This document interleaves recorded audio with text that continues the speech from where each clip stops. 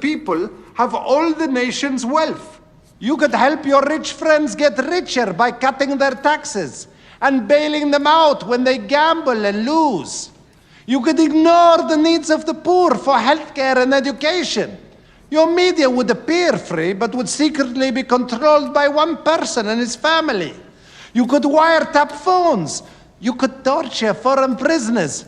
You could have rigged elections. You could lie about why you go to war. You could fill your prisons with one particular racial group, and no one would complain. You could use the media to scare the people into supporting policies that are against their interests. I know this is hard for you Americans to imagine, but please try. Mr. Jones owned a cotton plantation and many slaves. One day he was talking to the owner of the plantation next to his, and Mr. Jones was lamenting the fact that times were tough. He was having to work his slaves harder than ever, and was having trouble with some of them being disobedient or trying to run away. The other plantation owner said he knew someone who could help. Day 1. One day Mr. Jones called his slaves together so a man named Mr. Smith could talk to them. Before beginning, Mr. Smith whispered to Mr. Jones, "Whatever I say, do not contradict me or interfere, and I promise you your slave troubles will end." "My name is Mr. Smith," he said to the slaves, "and this may be the happiest day of your lives. From today forward, you will no longer be slaves, but free men." Mr. Jones was so shocked he started to step forward, but Mr. Smith gestured for him to remain silent. He did, only because the other plantation owner had spoken so highly of Mr. Smith's skills. "You are no longer the property of Mr. Jones," Mr. Smith continued. "You are free. No more would you be forced to labor for the benefit of Mr. Jones. Now you can work for yourselves." Now the slaves were all murmuring and looking at each other. Many were smiling, many were looking puzzled. "In fact, you are now free to leave the plantation whenever you want," Mr. Smith said. "However, since we are surrounded by other plantations, if you leave, some other plantation owner will likely claim you as his own the moment you set foot on his property. So I urge you not to risk your newfound freedom by doing something so foolish. Instead, I suggest that you stay here, no longer as slaves, but as willing participants and part owners of this plantation. Yes, this is now your plantation." Mr. Jones bit his tongue to keep from objecting. "For now, we might as well leave Mr. Jones in charge," said Mr. Smith, "since he is the only one with any experience at running a plantation, which is quite a complicated thing to manage. But he will no longer be your master, but just another worker on the plantation. In fact, he will now be using his organizational and management skills to serve you. Whatever problems you may have had with him before, you are now all equals, and you need each other to make this work. If we all cooperate and work together, we can all reap the benefits together. In honor of this happy occasion, I present you this new symbol of togetherness and cooperation, this flag, which shall be the emblem of the new free Jones plantation." He held up the new flag, but most of those listening were still too amazed to respond. "And this shall be our motto," Mr. Smith announced. "We work together as free men for our mutual benefit, pledging our allegiance to the Jones plantation, which stands for prosperity, liberty, and justice for all. To celebrate, everyone has the rest of the day off. Enjoy your freedom, do as you please, and be back here tomorrow morning, bright and early, so that we may begin work on this great and noble new endeavor as equal free men." Finally convinced that Mr. Smith was serious, the former slaves applauded and cheered. Day 2. "We all want this plantation to do well," Mr. Smith said at the beginning of the next meeting, "so we can all share the benefits. We all know that it takes a lot of effort to make a cotton plantation work. Just because you're all free doesn't mean you can stop working. In fact, since you're now working for yourselves, I expect you to work even harder than ever before, but now with pride and joy, knowing that you're working for yourselves. Of course, there still have to be rules. If everyone just does whatever he wants, the plantation won't produce anything. This experiment will fail and we'll all starve. You should be thankful that Mr. Jones has agreed to stay on to lend his knowledge and skills to this endeavor, and I trust you will all do your own part to make this work. Several of you have been chosen to act as project supervisors to manage different aspects of the operation, to make sure everyone is doing his assigned job, to make sure that the rules are followed, and so on. The rest of you may head out to the fields to start your first day of work as free men." Day 3. The next morning, Mr. Smith had a grim expression on his face as the daily meeting began. "I have an unpleasant duty to do today," he said.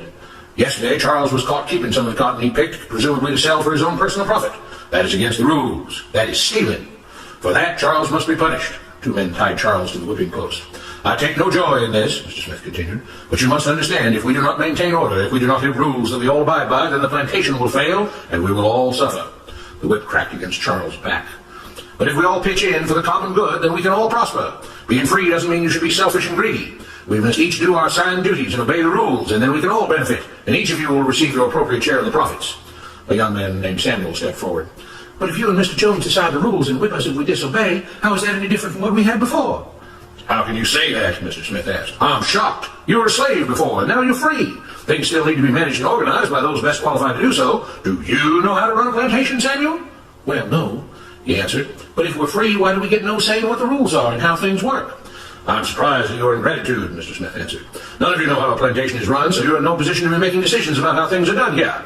You don't seem to appreciate all the things that Mr. Jones provides for you, from protecting you from all the outside threats that you know nothing about, those who would come here, capture and enslave you, if not for Mr. Jones' protection, to making sure that you all have food and housing, tools to work with, that you're cared for when sick and injured, and so on. There wouldn't be a plantation at all, no cotton to pick, no land to plant and harvest, if not for him. You should be grateful that he's made possible the level of comfort you now have. Your lives would be far worse if not for him. Nevertheless, as free and equal participants in this endeavor, from now on at each meeting, any worker may have 2 minutes to ask questions or voice suggestions or complaints. With that, the workers all seemed satisfied and headed out again to the fields to pick the cotton. Day 4. I have a big announcement, Mr. Smith said as the daily meeting began. Mr. Jones' cousin is here, and not just to visit and see how our project is coming along. It has been decided that from now on, you will be deciding who will manage the plantation. Of course, this job can't be done by just anyone, but every 3 months we will have a special meeting at which all the workers will vote on whether we think Mr. Jones should run the plantation or whether we think his cousin, Mr. Johnson, should run the plantation. That means that ultimately you are in charge because you will be deciding which man you want running things on your behalf. If you don't like the way things are being managed, you now have the power to change it. Amazed and pleased, the workers headed out again to the fields to pick the cotton. Days passed, months passed, a year passed, and the plantation continued to operate as before. Sometimes Mr. Jones was in charge, sometimes Mr. Johnson was in charge, but the day-to-day routine stayed exactly the same. The workers worked hard, long hours every day, and still had little to show for it. Every day the meeting would begin with them all reciting the Jones Plantation motto, "We work together as free men for our mutual benefit, pledging our allegiance to the Jones Plantation, which stands for prosperity, liberty, and justice for all." One day Mr. Smith announced, "Samuel has asked to say a few words this morning, and whatever the rest of us may think of his ideas and opinions, we are all free here, and that means we are all allowed to speak our minds. So, Samuel, you have 2 minutes. Begin." Samuel stepped forward, looking scared. "I was excited when all this started," he began, glancing nervously at Mr. Smith and Mr. Jones. "But don't you all see what's happened here? Nothing's changed. We're all still slaves." There were grumbles of disagreement from the crowd. "They tell us what to do and whip us if we don't. They still make all the rules and punish us if we disobey. They let us make suggestions and complain about things, but they never really change anything. They let us choose between Mr. Jones and Mr. Johnson, but what's the difference? The situation stays the same. We do all of the work and they take as much as they want and decide how much they'll let us keep. They live in luxury, made rich by the cotton we pick. We do all the work and have to build our own huts, grow our own food, and take care of ourselves. They leave us just enough that we don't revolt or run away. This is not freedom. We're all still slaves. They've only changed the words they use, but nothing else has changed. They say we're all free and equal, but we're not. They command and we obey. That's not freedom. That's not equality. They say we're free to leave, but all that means is that we're free to be someone else's slave. Why should we work or obey the rules? We didn't agree to this. They made the system. They forced it on us. They control and rob us and call it freedom. They've deceived you into thinking that being able to choose which slave master you'll work for is the same as being free. It's not. Open your eyes. If you keep what you produce, they call it stealing. When they take what you produce, they call it sharing and fair distribution. Can't you see that this is all your time? He's up, Samuel, Mr. Smith announced calmly. At his gesture, 2 supervisors grabbed Samuel by the arms and led him to the whipping post. "I'm sorry, Samuel, but you've broken the rules. There are rules against encouraging others not to work and encouraging others to break the rules. You're only hurting all of us with your discontentment and your complaining and your disobedience." The whip fell and Samuel let out a grunt. "Without rules, without order, all would be lost. Without law, there would be chaos. We can't just behave as wild animals, each doing whatever he pleases. We must all follow the plan and all do our duty for the betterment of everyone. And those who do not must be punished." The whip fell again and blood flowed freely from Samuel's back. "Samuel, it is you who are stealing from the others. When you don't do your assigned work, you are making more work for others. When you disobey the rules, it is you who are endangering the future of everyone else here. You are the thief. You are the criminal. You are the one trying to destroy the arrangement that keeps us all safe and prosperous." At every lash of the whip, the other workers cheered louder and louder, some yelling curses at Samuel. "Being spoiled and selfish, you complain about everything, talking as if you're oppressed. But you are the one ruining things. You are the one keeping us from being all we could be. It is your greed and your rebelliousness that is hurting all of us. They all play by the rules," Mr. Smith said, gesturing at the others. "What makes you think that you don't have to? You think you're above the law?" There were loud yells of agreement as the whip fell again. "We must maintain order," Mr. Smith proclaimed, "to make this plantation great, to make it so that we can all be happy and prosperous. To have the society we want, there have to be rules. We all have to contribute our fair share to this great endeavor, and we cannot tolerate actions and attitudes that seek to undermine the amazing things that together as free men we have achieved and will continue to achieve." Mr. Jones was smiling as he gave Mr. Smith a pat on the back. The crowd was cheering so loudly that none of them had noticed that Samuel had died.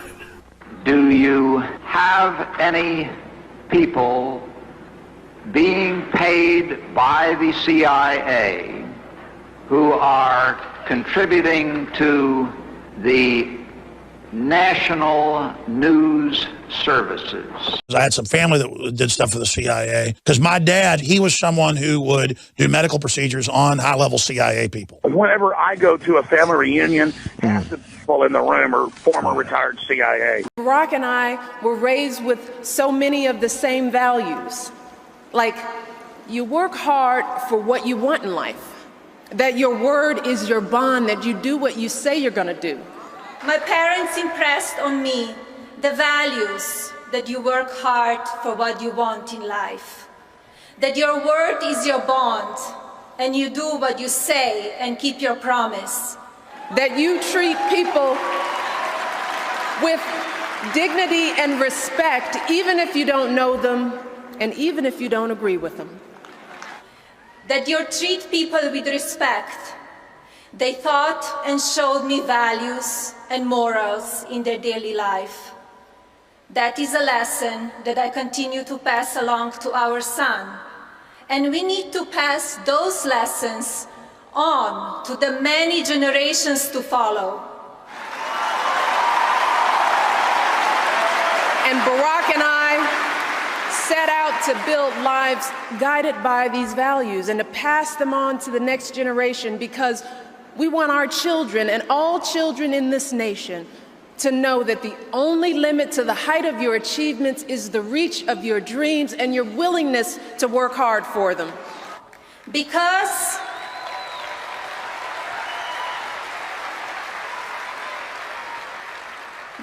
we want our children in this nation to know that the only limit to your achievements is the strength of your dreams and your willingness to work for them. All men and women created by you know the thing. This mother